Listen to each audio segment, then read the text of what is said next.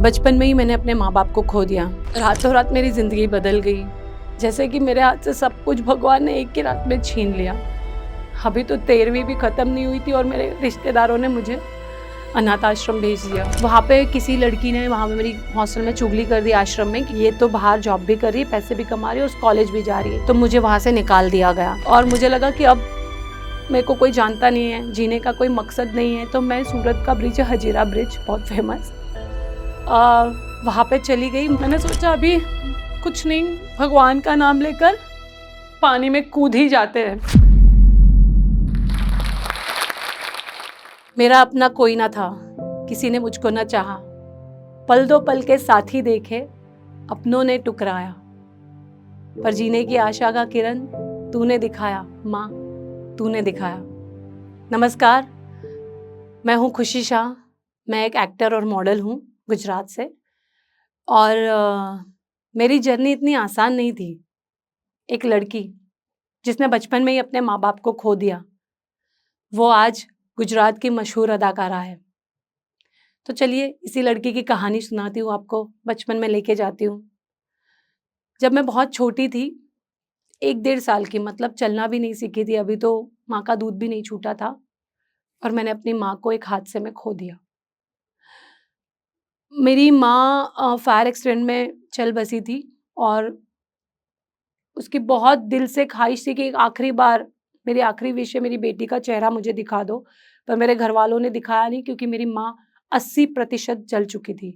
तो मैं डर जाती, क्योंकि मैं बहुत छोटी थी, तो मैं अपनी माँ को नहीं देख पाई, ना मेरी माँ मुझे देख पाई। तो बचपन में माँ को खोने के बाद एक माँ का प्यार तो मुझे कभी मिला नहीं, पर मेरे पापा बहुत समझदार थे। उन्होंने दूसरी शादी नहीं की, ये सोच के कि मेरी बेटी का प्यार बच जाएगा। तो मेरे पापा ने मेरा इतना ध्यान रखा, एक माँ, भाई, बहन, सबका प्यार मुझे दिया। मेरी दादी भी थी, जब तक मैं 7 साल की थी, मेरी दादी ने भी मेरा ध्यान रखा। फिर मेरी दादी भी चल बसी। फिर बस मैं और मेरे पापा और मेरी छोटी-सी दुनिया थी। हम खुशी-खुशी रह रहे थे। पैसे नहीं थे, पर खुश बहुत थे। क्योंकि हम लोग चाल में थे। मुझे याद है वो दिन जब ₹1 का वड़ा पाव भी मैं ₹1 का पाव भी मैं पापा से रो के माँगती थी, और पापा बोलते थे बस 1 पाव 2 दिन चलाना, हाफ-हाफ करके, जो बन पाव आता है चाय के साथ खाने का। मैं बोलती थी पापा 1 पाव में तो मेरा आधा पेट भी नहीं भरेगा, फिर भी वो मैं 2 दिन चलाती थी। उसमें से मेरे पापा नहीं खाते थे, ये बोल के कि मेरा पेट भरा हुआ है, क्योंकि 2 पाव खरीदने के शायद पापा के पास पैसे नहीं थे।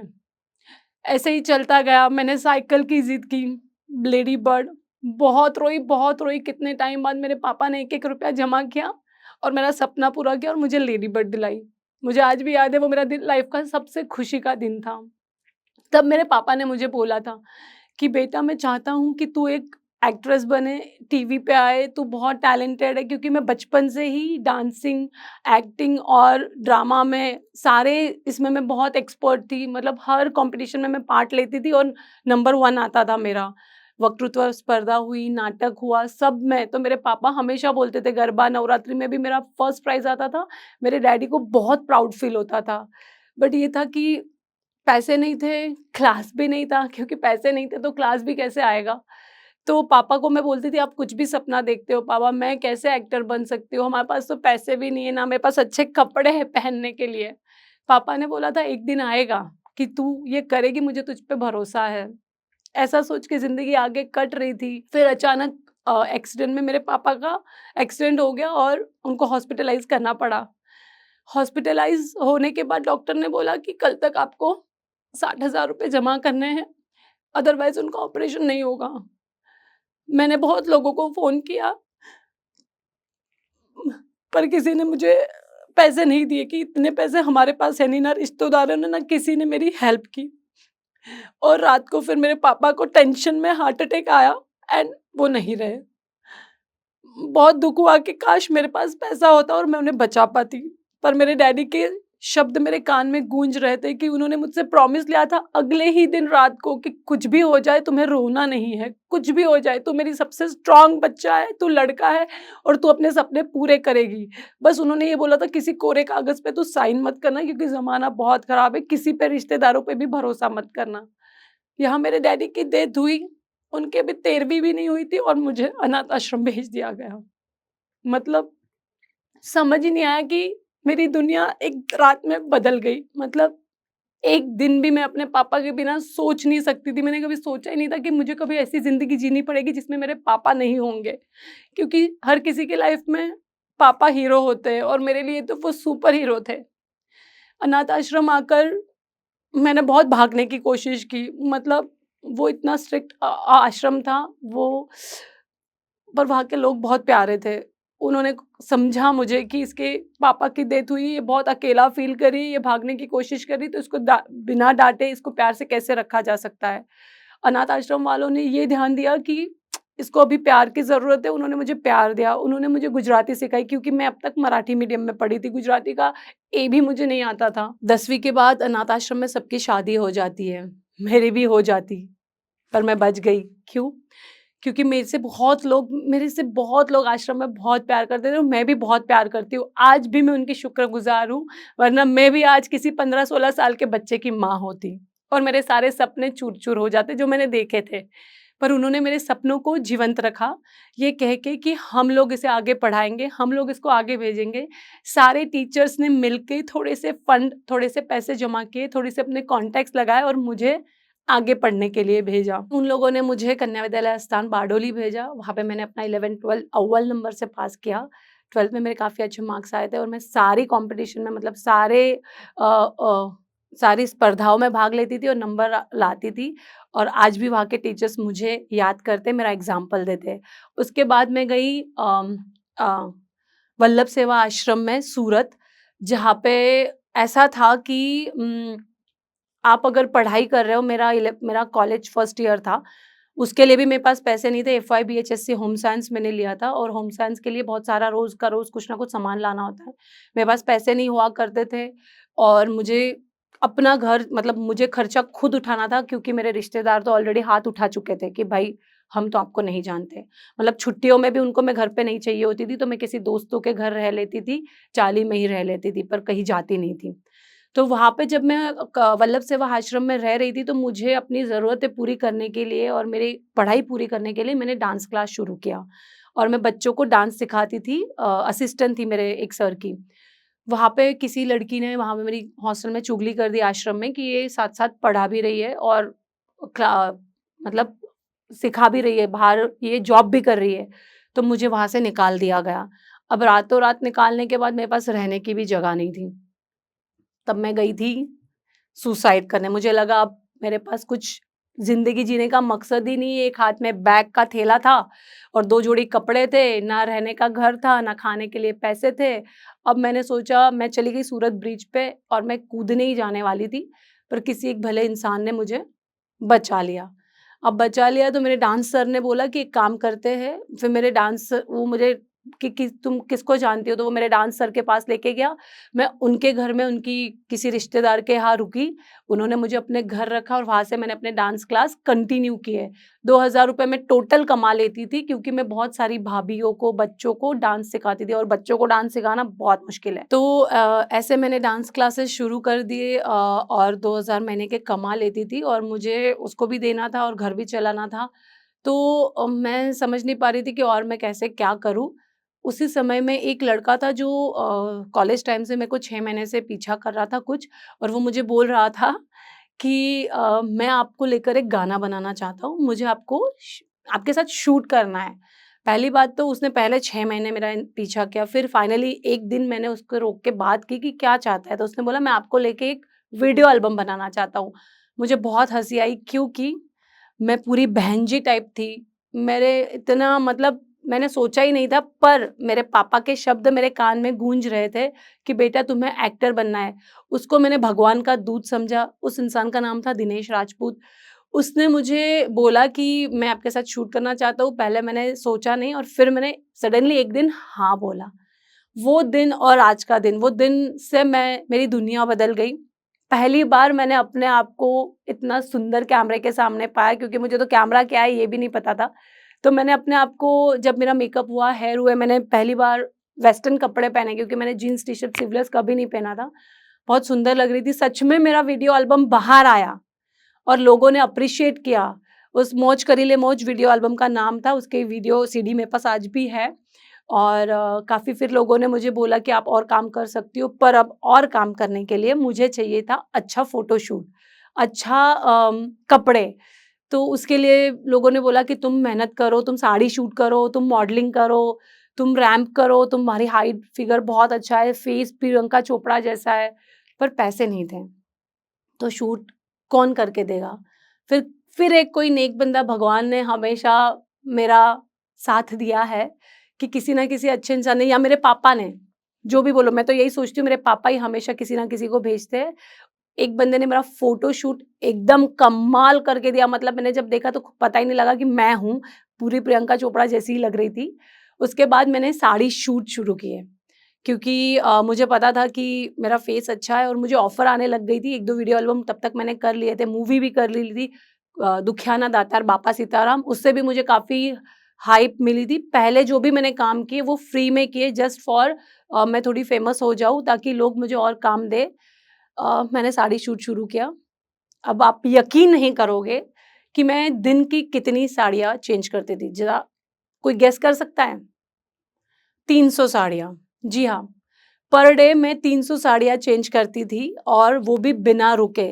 अगर मैंने आज सुबह 6 बजे गई हूँ, 6 बजे मेरा मेकअप स्टार्ट हुआ है, 7 बजे साड़ी शूट शुरू होके, मैं दूसरे दिन 6 बजे तक भी मैंने काम किया है जस्ट फॉर मनी। क्योंकि एक साड़ी के मुझे कम से कम पहले तब ₹30 मिलते थे और अगर 4 पोज़ करूँ, तो मुझे ₹60 मिलते थे। तो मैं सोचती थी जितनी ज़्यादा साड़ियाँ मैं चेंज करूँगी, उतने ज़्यादा पैसे मुझे मिलेंगे। क्योंकि उनका ऐसा था कि एक बार मेकअप हेयर हो जाए तो दूसरे दिन के क्यों पैसे लगाना, तो इतना ढेर ऐसे पड़ा रहता था साड़ियों का। अगर मेरे कोई दोस्त देखने आते थे तो वो देख के ही बेहोश हो जाते थे, तो इतना कैसे करेगी? पर मिनट में मैं एक साड़ी चेंज करती थी, 1 मिनट रिकॉर्ड है। आज भी मेरा अभियान में और चित्रलेखा में भी लेके आया था कि खुशी शाह दिन की इतनी साड़ियाँ चेंज करती है। मैंने उससे काफ़ी टच वुड मैंने बहुत अच्छे पैसे कमाए। फिर किसी ने मुझे ज्ञान दिया कि अ तुम इतनी सुंदर दिखती हो, सब कुछ है, तुम मुंबई क्यों ट्राई नहीं करती? सूरत में क्यों हो? तुम मूवीज़ में क्यों ट्राई नहीं करती? अब उसके लिए चाहिए कंटेंट, कॉन्टैक्ट, पैसा और मतलब ड्रेसिंग सेंस भी चाहिए। आप कहीं पे भी जा रहे हो तो प्रेज़ेंटेबल दिखने चाहिए, अगर आप मुंबई में जा रहे हो तो। तो मैंने सोचा कि ट्राई कर सकते हैं, ट्राई करने में कोई बुराई नहीं है। चलो छोटे से ही ट्राई करते हैं, पर मुंबई जाने के लिए भी मेरे पास कोई सोर्सेज़ नहीं थे। मुझे पता नहीं था। मैंने सोचा जाती हूँ कभी तो ट्राई करूँगी। उतने में मुझे एक ऑफ़र आई और मैं वहाँ चली गई। मुझे वीडियो एल्बम मिला था और उदयपुर में गई। उदयपुर में मेरी मुलाकात एक बहुत अच्छे शख़्स से, बहुत अच्छे इंसान से हुई, जो आज मेरे पति हैं, उमेश शर्मा, जिन्होंने मुझे बहुत सपोर्ट किया। सोचा नहीं था कि वो मैं मुंबई जाने ही वाली थी, पर मुझे ये ऑफ़र आ गई तो मैंने सोचा जो पैसे मिल रहे हैं, लक्ष्मी को ठुकराया नहीं जाता, मुझे वैसे भी बहुत ज़रूरत थी पैसों की और मुझे वो काम आया, तो मैं वहाँ चली गई। वहाँ पे मुझे मेरे पति मिले और फिर हमारी लव स्टोरी वहाँ से शुरू होती है और बहुत ही अच्छी लव स्टोरी रही है हमारी। फिर मैं वहाँ से वापस आई, हमारी बातचीत शुरू हुई। अभी तक तो मैंने हाँ भी नहीं बोला था, पर मैं अपने काम पे फ़ोकस कर रही थी। तो मेरे जो उमेश है, उसने मुझे एक फ़िल्म की ऑफ़र की, हिंदी फ़िल्म थी। अब तब हिंदी फ़िल्म की ऑफ़र मतलब ड्रीम कम ट्रू। मेरे पापा का सपना था कि मैं एक्टिंग करूँ फ़िल्मों में और मेरे लिए वो हाथों के सामने था, ऐसे आँखों के सामने था, तो मैंने आँखें बंद करके उमेश को हाँ बोला। उसने बोला, "पैसे ज़्यादा नहीं मिलेंगे।" मैंने बोला, "मुझे चाहिए भी नहीं, पर मुझे काम चाहिए, पर मूवी आएगी ना?" तो उसने बोला, "हाँ।" मूवी रियल स्टोरी बेस्ड थी। पार्थेश्वर की महिमा, जो किसी की जो इंसान था जो प्रोड्यूसर, उसकी माँ की रियल कहानी थी भगवान शंकर जी के ऊपर। तो वो मूवी के शूटिंग के लिए मैंने सारे काम, मतलब जो मैं साड़ी शूट्स इतने लोगों के कर रही थी, कितनी जगह पे मैं ब्रांड एम्बेसडर थी, वो सब काम मुझे छोड़ने पड़े क्योंकि वो मेरा डेली का था साड़ी का, एवरीडे शूट करती थी मैं। 40 दिन के लिए मैं चली गई। 40 दिन जाने से बहुत लोगों को नुकसान हो गया क्योंकि उनका मैं फेस थी, ब्रांड फेस थी। तो यहाँ पे मूवी का शूट खत्म करके जब आई मैं, तो मेरे फिर से पैरों तले ज़मीन नहीं चली गई क्योंकि मैं वापस ज़ीरो पे आ गई थी। उन्होंने अपनी मॉडल चेंज कर दी थी। जितनी भी जगह मैं गई उन्होंने बोला सॉरी, आप आज चली गई, कल आपको दूसरी फ़िल्म मिलेगी, फिर आप चले जाओगे तो आप तो हमें कभी भी धोखा दे सकते हो। मैंने बोला सी मेरे को एक्टिंग पे भी फ़ोकस करना है, मुझे काम करना है, तो मुझे आगे बढ़ रही हूँ तो आप लोगों को भी अच्छा ही है ना। पर उन्होंने बोला नहीं, हमारा डेली का शूट है, हम नहीं कर सकते। मैं वापस ज़ीरो पे, फिर वही डिप्रेशन, फिर रोना। पर मेरी लाइफ में एक अच्छा इंसान था उमेश, जिसने मुझे बोला, हमेशा मेरे साथ खड़ा रहा कि हिम्मत मत हार, मैं हूँ, तू कोशिश कर। अब उमेश भी तब इतना पैसे वाला नहीं था, हम वो भी स्ट्रगल कर रहा था, वो भी कैमरामैन था, वो भी स्ट्रगल कर रहा था, मैं भी स्ट्रगल कर रही थी। फिर मैंने सोचा मुंबई जाती हूँ और मुंबई में कुछ कोशिश करती हूँ। तो पता नहीं कैसे जाऊँगी, ज़ीरो पे आ गई थी, पैसे पूरे ख़त्म हो चुके थे। मैंने रात को बस पकड़ी, मुंबई पहुँची। सुबह एक डायरेक्टर ने बुलाया था मुझे, नाम नहीं बताऊँगी, पर बहुत फ़ेमस सीरियल तब चल रहा था, माइथो सीरियल था। उसके डायरेक्टर ने मुझे बुलाया, मैं सुबह 5 बजे पहुँची, मेरे पास रहने की जगह नहीं थी, उसने मुझे अपने यहाँ बुलाया था। बट अ, उसने मेरे साथ मिसबिहेव किया सुबह के 5 बजे ही, और उसने मुझे बोला कि यहाँ काम करना है तो यही तरीका है और हर कोई करता है, ये नॉर्मल है, तुमको मैं बहुत बड़ी हीरोइन बना दूँगा। मैंने बोला अगर ऐसे काम करना है तो मैं छोटी ही सही हूँ, मैं गरीब ही सही हूँ, पर मुझे काम तो बिल्कुल क्लीन नीट वर्क करना है। तो उसने बोला ऐसे करोगी तो यहाँ कोई नहीं पूछेगा, तुझे अभी के अभी तू निकल यहाँ से। तो मैंने बोला कि आपने मुझे बोला था कि आने-जाने का आप मुझे किराया दोगे? तो बोले कुछ भी नहीं मिलेगा और तुझे कौन काम देता है, ये भी मैं देखता हूँ, क्योंकि वो नामी डायरेक्टर था। फिर मैंने बोला सर ऐसा तो किसी की किस्मत कोई छीन नहीं सकता और आपको आपसे जो हो सकता है करो, मैं कोशिश तो करती रहूँगी, और मैं वहाँ से निकल गई। मुंबई में किसी एक भले इंसान ने मुझे उस दिन, क्योंकि सुबह के 5 बज रहे थे, रहने के लिए जगह दी, खाने के लिए दिया और वापस जाने के लिए पैसे भी दिए। मैं वापस सूरत आई, मैंने मेहनत करना शुरू किया। फिर से ज़ीरो से शुरू किया, फिर से मैंने बहुत जगहों पे बोला कि मुझे साड़ी शूट करना है, फिर से अपना रूटीन, मैंने रैंप शोज़ किए, मैंने कितनी जगह पे होस्ट किया है, मैंने कितनी जगह पे जजिंग किया है, जो भी मिलता था एड शूट, वैड शूट, जो भी आइटम सॉन्ग्स किए हैं मैंने कितने सारे। मतलब आई मीन कभी-कभी पैसों की इतनी ज़रूरत होती है कि मुझे 4000 रुपए रेंट भरना था। मैंने भोजपुरी काफ़ी सारे आइटम सॉन्ग किए हैं, जो आज भी यूट्यूब पे है। मतलब ठीक है, मुझे कोई भी लैंग्वेज, कोई भी मुझे मैटर नहीं करती, मैं सारी रीजनल लैंग्वेज में काम करना चाहती हूँ। मैंने साउथ में भी मैंने काफ़ी सारे Rajasthani, Bhojpuri video album song किए। साउथ इंडियन एक मूवी में थर्ड मतलब हीरो की मैनेजर का हॉट रोल था, वो मैंने किया। वहाँ से मुझे साउथ की फ़िल्म से मुझे बहुत अच्छे टच वुड पैसे मिले थे मेरे लिए। तब वो पैसे ऐसा था कि 1 लाख पहली बार मुझे मिले थे, एक साथ। मैंने 1 लाख रुपए ही नहीं देखे थे। मैंने बोला कि मतलब 1 लाख मेरे लिए 10 करोड़ के बराबर थे। मेरे को लगा मेरे तो बहुत टाइम तक 1 लाख रुपए चलेंगे। मैं अच्छा पहले पहले तो सबसे पहले मैंने अच्छा खाया। मेरे को पेस्ट्रीज़ बहुत पसंद है, मैंने पेस्ट्रीज़ खरीदी और वो खाई। सब कुछ मैंने जो मन था वो खा लिया उस पैसों से और उसको सेव किया। उससे मैंने थोड़ा गोल्ड लिया और थोड़ा सेफ्टी के लिए पैसे बचा के रखे। उसके बाद आया था टिकटॉक, मैंने शुरू किया। उसमें मैं ऐसे ही नॉर्मल वीडियो बनाती थी रैंडम। मुझे नहीं पता था कि वो इतना कुछ मतलब बड़ी ऐप है या कुछ है, या उसपे मेरा वेरिफाइड भी हो गया, ब्लू टिक आ गया उसपे भी, और मेरे फॉलोअर्स भी अच्छे बढ़ने लगे और उसमें से कोई वीडियो मेरा एक बहुत वायरल हो गया जो फ़नी वीडियो था। अब यहाँ पे एक कास्टिंग चल रही थी गुजराती मूवी की, जिसमें उनको कॉमेडी लड़की चाहिए थी और सुंदर, जिसका मतलब वो गुजराती लगती ना हो। तो मेरा थोड़ा-सा लुक वेस्टर्न भी आता था जब मैं थोड़ी-सी ग्रूम हो गई थी। तो वो सर ने मुझे बुलाया कि अब एक फ़ोन आया कि आपका एक ऑडिशन लेना है, आप एक फ़िल्म के लिए सिलेक्ट हुई हो, तो आपको ये डायरेक्टर बुला रहा है। तो वो दिन मेरे लिए ऐसा था कि मज़ाक तो नहीं हो रहा, मतलब सच में कोई मेरे साथ प्रैंक तो नहीं कर रहा है। फिर मैं गई, मैंने ऑडिशन दिया और उन्होंने मेरे 2-3 बार ऑडिशन लिए और उन्होंने मुझे फाइनल, उस मूवी का जब तक शूटिंग नहीं होता तब तक भी ऐसा लगता है कि कोई ना कोई उल्लू बनाता है, क्योंकि मेरी वो पहली वाली फ़िल्म भी रिलीज़ नहीं हुई थी जो मेरे हस्बैंड के साथ आई थी। तो बहुत लेट रिलीज़ हुई थी। फिर मैंने ये फ़िल्म का नाम था अफ़रा तफ़री, हॉरर कॉमेडी फ़िल्म थी। इस फ़िल्म ने मेरी पूरी दुनिया बदल दी। मतलब अ, जो लोग मुझे नहीं जानते थे कि खुशी शाह कौन है, वो लोग मुझे फ़ोन करके बोलने लग गए कि मैम आपने क्या एक्टिंग की थी, क्योंकि वो फ़िल्म बहुत ही ज़्यादा हिट रही थी और लोगों ने बहुत पसंद की थी। मेरा काम बहुत पसंद किया था, क्योंकि एक पूरा अलग ही किरदार मैंने उधर निभाया है, हॉरर भी और कॉमेडी भी और ब्यूटी भी। मतलब बहुत ज़्यादा मैं खूबसूरत भी लग रही हूँ, खुद ही की तारीफ़ खुद कर रही हूँ, पर कोई नहीं, खुद से प्यार पहले होना चाहिए। तो वो हॉरर कॉमेडी फ़िल्म के बाद मैं पीछे मुड़ के मैंने कभी नहीं देखा, मुझे और ऑफ़र्स आने लग गई।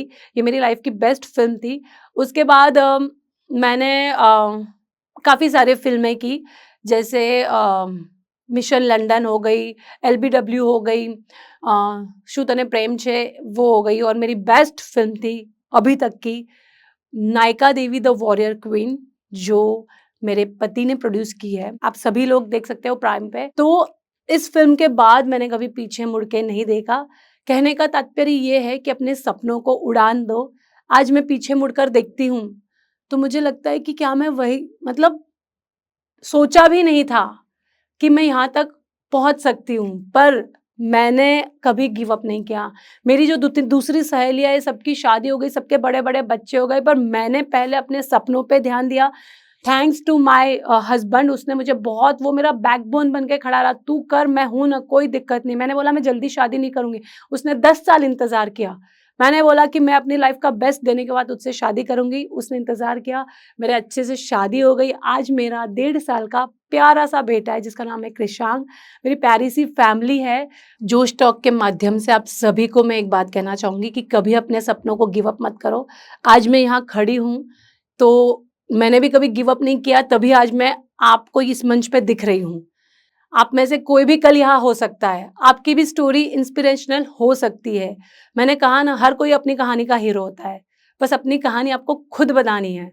किसी-किसी की छप जाती है, किसी-किसी की छुप जाती है। आपको छुपनी नहीं है, छपनी है। तो मैं कहूँगी कि अपने सपनों को उड़ान दो, अपने आप को कमज़ोर मत समझो। आप अगर दिल से ठानोगे, तो मैंने कहा ना, सपने वो नहीं जो नींद में आते हैं, सपने वो है जो आपको नींद से जगा देते हैं। जैसे मैंने गिव अप नहीं किया, यहाँ पे हज़ारों लड़कियाँ आती है। मैंने देखे जोश टॉक के वीडियो कि कितनी इंस्पिरेशनल उनकी स्टोरी है, उससे भी मैं इंस्पायर होती हूँ। हर किसी में, आप में भी कुछ ना कुछ है जो आपको आगे लेके जा सकता है। तो प्लीज़ अपने आप की कीमत, अपने आप की वैल्यू जानिए, अपने सपनों को उड़ान दीजिए और बहुत-बहुत आगे जाइए। जैसे आज मैं यहाँ पे हूँ, किसी ने सोचा नहीं था कि आज खुशी शाह यहाँ पे होगी या गुजराती मशहूर अदाकारा होगी।